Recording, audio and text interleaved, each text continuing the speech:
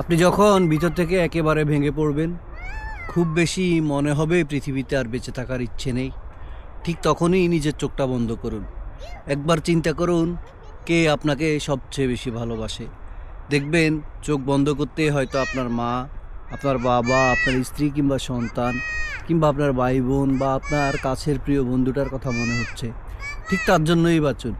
পৃথিবীতে হাজারো মানুষ থাকবে আপনাকে নিয়ে সমালোচনা করার, আপনাকে দুঃখ দেওয়ার, কিন্তু যে কয়টা মানুষ আছে আপনাকে খুব বেশি ভালোবাসে, যারা মনে করে আপনাকে ছাড়া ওদের জীবনটা একেবারেই অচল, ঠিক তাদের জন্য আপনি বাঁচুন।